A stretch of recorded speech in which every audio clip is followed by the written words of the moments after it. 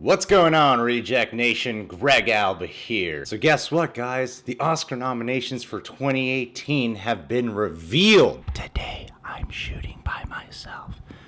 Because if you wake up John before 11 a.m., he is grumpy and it is not pleasant to be around. I have no idea who's been nominated. I mean, I can guess who's been nominated on some of these categories. I'm going to go through this list right here, see what's up. Before I do that, I wanted to give a shout out to today's video sponsor. That is, of course, the Stardust app. We've been partnered up with Stardust for quite some time now. Best sponsor we've ever had. It's this app that lets you do 30-second reactions or reviews for any film, TV show, or trailer. And whenever you're late to a review, I've been catching up on a lot of the awards movies lately. So we haven't done a lot of movie reviews on YouTube for them, but we do a lot of the Stardust posts over there. Have over 120 posts right now, over 4,000 followers. A lot of your favorite YouTubers are on it, including Tyro Magnus, Jeremy Johns, The Schmoes, Wendy Lee, The Flick Pick, Late to the Party. It's a great app and I highly recommend you follow us first. Download the app and follow us first, as we need to get more followers than all of them, because we post more than most of them. Anywho, let's go through this list, guys. So I'm looking at the variety one right here. Best Picture, here we go. Call Me By Your Name, that's an obvious. Darkest Hour, okay. Dunkirk. Get Out, yes! I'm so happy Get Out got an Oscar nomination. Lady Bird, good. Phantom Thread, The Post, The Shape of Water, 3 Billboards Outside Ebbing, Missouri. Well, this all seems like the ones that would have gotten nominated. The one that I wanted to get an Oscar nod was Logan. Don't see it on here. I'm not complaining about this list. I've seen all these movies, actually. Yeah, they're all great films. Well, the one that I think I would like to win out of all the Best Picture ones is easily The Shape of Water. And if Shape of Water doesn't win, really hoping Get Out wins. I did an Oscar prediction list with Rachel Cushing a week ago, so you can catch that whole thing there. But between this right here, I'm really hoping Shape of Water wins. Lead actor Timothy for Call Me By Your Name. Daniel for Phantom Thread. Of course, Daniel Oh, sweet! Daniel Kaluuya for Get Out. Thank God he got nominated, man. Woo! I'm actually really happy he got nominated. Rightfully so. Gary Oldman for Darkest Hour. Denzel Washington for Roman J. Israel. Looking at this, I would assume that Gary Oldman is probably going to win, just like how he's been winning pretty much all the awards. This so far, just from these two categories, I'm like, yeah, this seems like exactly the ones who would get nominated. And am I surprised that James Franco is not on this list? I'm not surprised with all the controversy that has been surrounding him lately. If I were to separate the art from the artist, I do think James Franco deserves a nomination for that. However, with all the crap he's been getting, and it seems like it's all pretty much true, I think they made the right choice this year by not nominating him. Not nominating him. That would just cause way too much controversy after everything that happened with Casey Affleck last year. It would not have been a wise decision to have him nominated. And he's already gotten plenty of awards, so if James Franco has his ego hurt, don't worry about it, dude. You won a bunch of awards in the midst of all the crap that's been happening with your life. It's your fault. It's your fault, man. Lead actress, Sally Hawkins, The Shape of Water. Frances McDormand, that's the one I'm hoping wins for 3 Billboards Outside Ebbing, Missouri. Margot Robbie for I, Tonya. Saoirse Ronan for Lady Bird. She's great in that. Meryl Streep for The Post. It's easy to go, of course Meryl Streep got nominated, but I saw The Post recently. We did actually do a movie review for that on YouTube. She is phenomenal in that movie. It's not like, okay, we get it, Meryl Streep did another big performance, let's nominate her. This is a performance where she rightfully so earned a nomination. That being said, Frances McDormand deserves to win. Best Supporting Actor. Yes, I'm doing a quick scan. These are all the ones you would expect. Willem Dafoe for The Florida Project, Woody Harrelson and Sam Rockwell for 3 Billboards, Richard Jenkins, Shape of Water, Christopher Plummer, All the Money in the World. Rachel Cushing said that Willem Dafoe is the one that she thinks will win. Richard Jenkins is the one I'd like to win. Sam Rockwell seems like he's most likely the one who's going to win that. I always find it interesting in the supporting category when 2 actors from the same movie are both being nominated, so they kind of have to compete for that. But even looking back at 3 Billboards, I think Sam Rockwell has the more standout performance out of 3 Billboards, and if anyone's likely to win this one, it's Sam Rockwell. And I have not seen All the Money in the World yet. That is one of the few films I haven't seen. Best Supporting Actress, Mary J. Blige for Mudbound, Allison Janney, I, Tonya, that's my prediction right there. Leslie Manville for Phantom Thread, Laurie Metcalf for Lady Bird, Octavia Spencer for The Shape of Water. Oh, cool, Octavia Spencer got nominated for The Shape of Water. I thought she does a great job. I didn't actually see that coming, but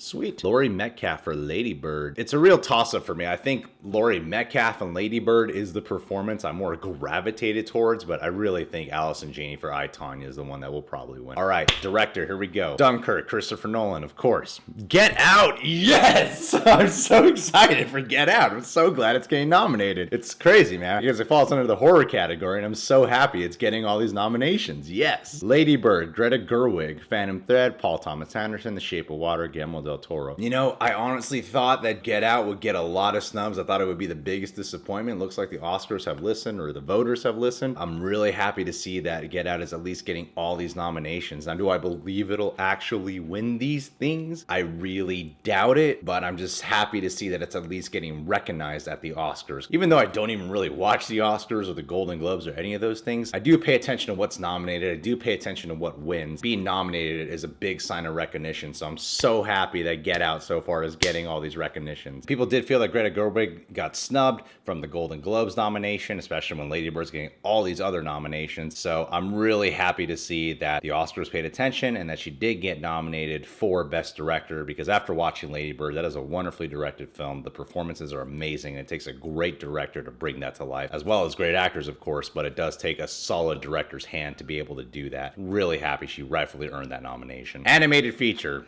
The Boss Baby. Well, there's not a lot of animated features. The Boss Baby, okay. It's like they just needed to fill that slot, didn't they? The Breadwinner, Coco, one of my favorite movies of the year, Ferdinand, and Loving Vincent. You know, I've heard a lot of people rave about Loving Vincent. Plenty of people. More people I know that are real, like, film buffs who go to check out the smaller films. And Loving Vincent is a film that a lot of people I know have been loving the hell out of. You know, in my biased opinion, I would have to hope that Coco is the one to win this one. Best Adapted Screenplay, Call Me By Your Name, of course, disaster. Logan got nominated for Best Adapted. What? Whoa! Logan got nominated? That's cool. That makes me really happy. Oh, that is so cool. Logan got nominated for Best Adapted Screenplay? That makes me really happy.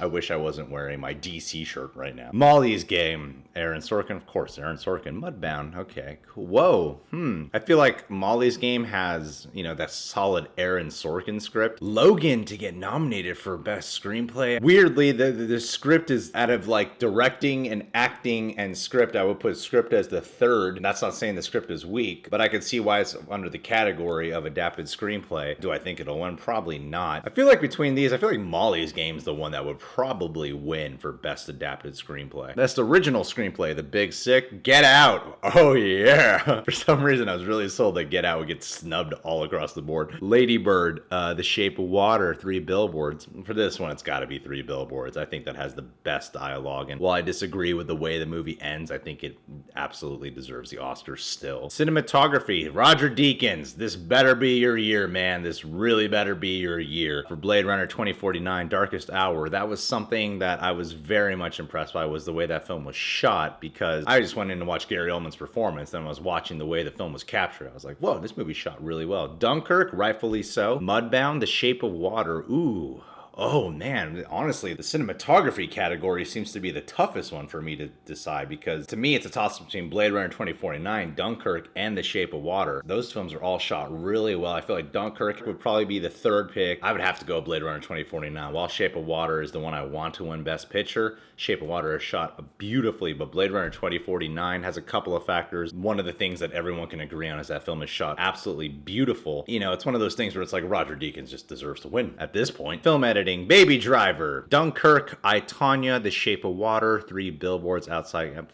Baby Driver, duh. Everyone knows Baby Driver's gonna win for that one. It has to. Although, you know, even though Dunkirk was a little bit confusing the first time I watched it, the second time I watched it, I did realize how brilliantly edited it is. But Baby Driver's a film that is edited, so that one I think deserves to win. Sound editing, Baby Driver, Blade Runner, Dunkirk. See, I would give the sound editing to Dunkirk on this one. Of course, they threw in Star Wars: The Last Jedi here, but I would give it to Dunkirk on that one. It might have been because of the IMAX experience experience where I was really able to absorb the sound. But out of all of them, Dunkirk was the one movie I saw this year where, and Blade Runner 2049 actually. I think Blade Runner 2049 and Baby Driver, the sound design really did stand out to me, and Star Wars The Last Jedi for sure. But between all of them, Dunkirk was the one. When I saw a movie, especially on IMAX, I kept talking about the sound design on it. The sound mixing, I might actually give it to Baby Driver. Okay, best production design, Beauty and the Beast, Blade Runner 2049, Darkest Hour, Dunkirk, The Shape of Water. Oh, for me, that's between Blade Runner 2049 and The Shape of Water. Since I feel like Shape of Water is going to take the bigger awards home, the more prestige awards, I would probably go with Blade Runner 2049, and the world and landscape is just a lot larger. Man, but that's tough. I feel like my heart's a little more gravitated towards Shape of Water, but my intellectual side is a little bit more on the Blade Runner 2049 side. Best original score, here we go. Dunkirk, Hans Zimmer, Phantom Thread, The Shape of Water, Star Wars The Last Jedi. I would go with Hans Zimmer's Dunkirk on original score. I mean, the other ones here nominated sound like Oscar songs. You know, there's an argument to be made about that comment with Star Wars The Last Jedi. Dunkirk was a great trailer song and was a haunting song, but it does have that epic orchestral type of music in there. That one to me is my favorite one out of all of them. And so I don't know if Dunkirk would have the odds of winning for that one for Hans Zimmer. I would like it to win. Best original song. Okay, this one I am standing by for sure, because they got Mighty River from Mudbound, Mystery of Love, Call Me By Your Name, Remember Me from Coco, Stand Up For Something, Marshall. This Is Me, The Greatest Showman. I did put out a tweet